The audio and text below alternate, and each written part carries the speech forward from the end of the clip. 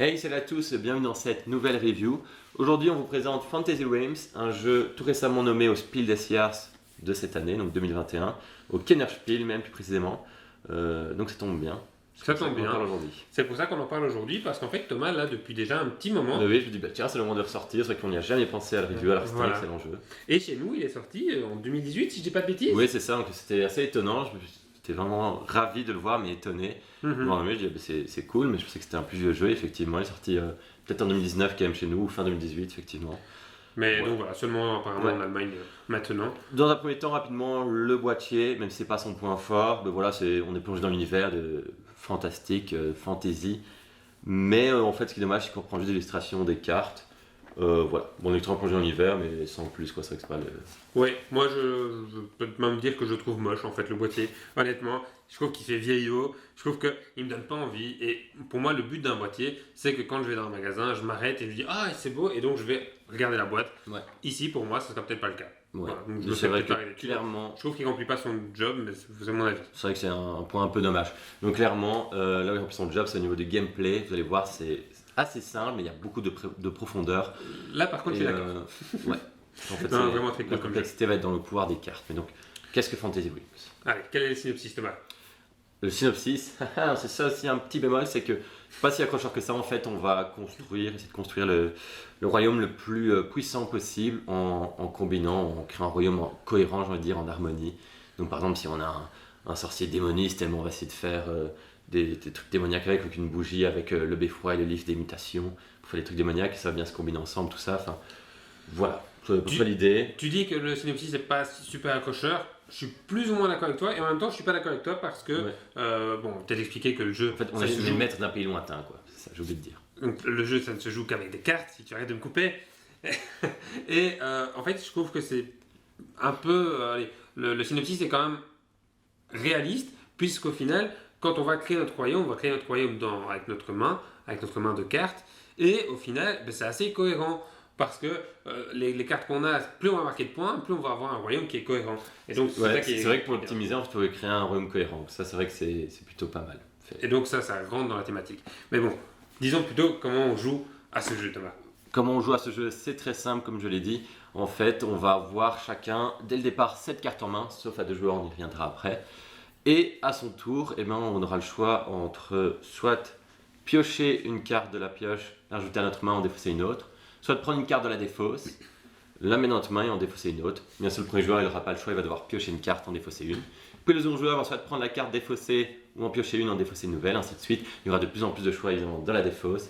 Et la partie va prendre fin ainsi quand il y aura 10 cartes défaussées. Et là, on regarde, hop, les cartes qu'on a en main, elles vont nous rapporter les points. On compte les points, c'est aussi simple que ça. Oui, franchement, c'est super simple dans la mécanique. Et par contre, eh bien, il y a une profondeur quand même énorme dans ce jeu, parce qu'il y a plein de thématiques différentes dans les cartes. C'est Plein les thématiques de- qu'on appelle Oui, de catégories de cartes. catégories de cartes. Oui, il y en a 10. Et alors plein de pouvoirs différents, puisque toutes les cartes ont un pouvoir qui lui est propre et unique C'est pratiquement. ça, en fait, les cartes vont rapporter des points en se combinant, vont aussi en faire perdre des points. Il faudra vraiment optimiser les cartes qu'on a en main. Ça va être un point positif, ça, on y reviendra aussi plus tard. C'est le fait qu'on va vouloir du coup rallonger le jeu pour optimiser au plus son jeu. Mais donc en fait, on aura donc différents types. Il y a des flammes, des vagues, des seigneurs, sorciers. Et donc par exemple, une carte seigneur, c'est le roi, qui rapporte de base 5 points par haute carte armée que l'on a avec. Donc avec le roi, on va vouloir avoir des armées en plus de notre jeu. Et en plus de ça, si il a la reine, là c'est 20 points par armée. Et la reine, en fait, c'est exactement la même chose. L'inverse. Donc si on a le roi et la reine en main, c'est déjà un jeu pété où on va essayer d'avoir des armées. C'est ça, et c'est là que je dis que c'est cohérent, parce que forcément, si on a le roi, la reine et plein d'armées, bah ok, on a un beau royaume, quoi. C'est ça, oui. Donc c'est cohérent. Et c'est là que ça va être frustrant, ou en tout cas nerveux, parce que si on a le roi et la reine, on dit il faut absolument qu'il y ait des armées, parce que si vous n'avez pas d'armée avec, il rapporte quasi rien comme point. Donc là, il va falloir peut-être savoir faire le sacrifice de dire tant pis, il n'y a pas du tout d'armée en jeu, on ne dirait pas, je me sacrifie l'un des deux, j'essaie de construire un autre royaume en harmonie, mais différemment, quoi.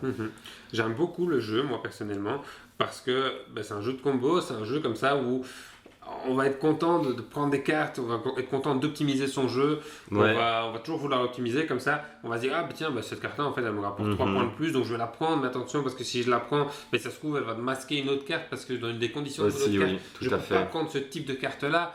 Ouais voilà, Il y a- c'est un il y peu a la vraiment- casse-tête. Il y a vraiment plusieurs manières de jouer, plusieurs royaumes différents. Et par exemple, le dresseur de créatures, lui, ben, il va apporter beaucoup de points avec des créatures. Maintenant, s'il y a des créatures qui masquent d'autres cartes, il va falloir faire gaffe à pas avoir d'autres cartes contraignantes en plus avec. Ouais, c'est ça. Donc, pouvoir jouer sur les éléments aussi avec des îles, notamment le feu de forêt qui est génial, qui vaut 40 points mais qui masque la moitié des cartes. Donc, si vous l'avez en cours de route et que vous voulez absolument la jouer, il va falloir changer tout votre jeu. Et parfois, oui, on n'aura pas le choix, il faudra un peu changer de stratégie, parce qu'on se rend compte qu'il nous manque 2-3 cartes pour que ce soit parfait, quoi. Oui. Donc voilà, un jeu avec beaucoup de profondeur, un jeu tout simple, il sait que des cartes dedans. Le boîtier est presque grand du coup pour. Oui. Franchement, oui, quand on l'ouvre, on dit ah ben voilà, les cartes elles glissent dans le boîtier. Je trouve que c'est dommage de ne pas l'utiliser. Je pense pas qu'il y ait d'extension, alors que franchement, je pense qu'il y aurait de quoi. Tu rajoutes différents types de terrains et après tu choisis 10 terrains parmi tous ceux que tu aurais en début de partie. Pourquoi pas. Mais oui, c'est vraiment bien. Je pense qu'il y a notamment une carte, pour donner quelques exemples encore, il y a la bougie qui vaut 2 points. Par contre, si elle est accompagnée de n'importe quel sorcier, si je dis pas de bêtises, et dans les mutations, c'est le nom d'une carte bien précise, là elle vaut 100 points. Donc c'est le genre de risque que vous allez devoir prendre, c'est la garder en main ou dire bon, je vais essayer d'avoir les 100 points. Mais ça peut être très dangereux, quoi, parce que si à la fin de la partie ça ne vous rapporte que 2 points, ou si à la fin de la partie vous dites putain, il faut que je change de stratégie et que ça devient un peu short. C'est pour ça que c'est très stressant aussi comme jeu. Donc comme on l'a dit, ce qui est bien, c'est qu'il y a de la profondeur. Ce qui est bien aussi, c'est qu'on va pouvoir soit faire traîner le jeu, et donc à ce moment-là, on va plutôt prendre des cartes dans la défausse, parce que non, on n'a pas encore un jeu optimal pour nous. On a que des trucs fort différents. Voilà, donc on veut continuer à faire durer la partie, ou alors au contraire, comme c'était mon cas une fois, j'avais un jeu que je trouvais pratiquement parfait, et donc je voulais vite mettre fin à la partie, donc je piochais des cartes dans la pioche pour justement plus vite mettre fin à la partie, puisqu'on a un contrôle dessus aussi sur cette fin de partie. Ouais, et du coup, vous le comprendrez, d'une partie à une autre, le hasard peut avoir une grande part d'importance. C'est bien sûr, on peut avoir déjà une main où il y a déjà 2-3 éléments qui se combinent très bien et vite créer une harmonie dans notre royaume. Parfois, voilà, on n'a que des trucs hyper différents, il faut vraiment tout recommencer, tout refaire le jeu, quoi. Ouais, la main de base est quand même assez importante. Et bien sûr, la chance de la pioche, ou si tu as le roi et 3 armées que tu pioches la reine, on vient à cet exemple-là, hop, là c'est du pain béni, quoi. Ouais, tout à fait. Donc voilà. Pas beaucoup de défauts pour moi dans ce jeu. Oui, non, il se joue de 2 à 6 joueurs. Toutes les configurations marchent bien. À 2 joueurs, c'est différent. En fait, on n'a pas cette carte chacun en main dès le départ, sinon ce serait beaucoup trop punitif justement. On a une carte chacun et on va dans un premier temps construire notre jeu jusqu'à avoir 7 cartes, où là on va déjà devoir défausser des cartes. Et puis hop, on joue la phase normale, je vais dire, où soit on pioche, soit on prend une carte à la défausse, on en défausse une. Et la partie prendra fin, du coup quand il y aura 12 cartes défaussées, sinon ça irait beaucoup trop vite. Et franchement, je trouve ça super cool à 2. À 2 joueurs, à mon avis, ça doit être aussi un peu plus bloquant, dans le sens où tu dois un peu plus savoir le jeu de l'autre et donc un peu plus le bloquer. C'est bien, 4, c'est ça 5 bien, ou 6, je pense que tu fais pas spécialement attention au jeu des autres. Ah si, attention, certaines parties, c'est vrai que comme on arrête quand il y a 10 cartes défaussées, on va faire 2 tours de table parce que les gens ne feront que piocher, parce qu'il n'y a vraiment rien qui les intéresse dans la défausse. Et donc tu dis, j'ai pas le temps de construire mon jeu, donc c'est de la mauvaise frustration dans ces moments-là. Donc hier, on a joué à 5, ce qui est aussi beaucoup.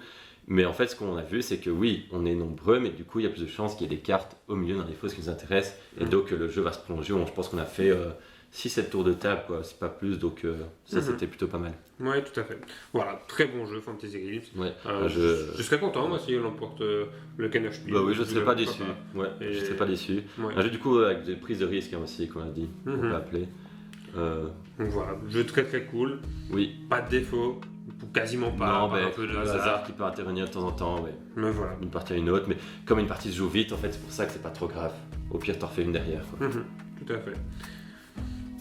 Ben voilà, c'est tout pour Fantasy Bohème, c'est un jeu court, donc review assez courte. Donc vous l'aurez compris, on me le recommande très vivement. Ouais, vous trouverez un lien pour vous le procurer en bas de la vidéo. Likez la vidéo si elle vous a plu et dites-nous en commentaire si vous connaissiez ce jeu et si vous pensez qu'il peut gagner le Kenner Spiel cette année. Pour vous, dites-nous un peu le combo ultime, la main ultime que vous avez déjà vu, ça pourrait être aussi marrant avec le plus haut score que vous avez eu grâce à ça. Et donc sur ce, on vous dit à la prochaine pour une nouvelle vidéo. Salut à tous.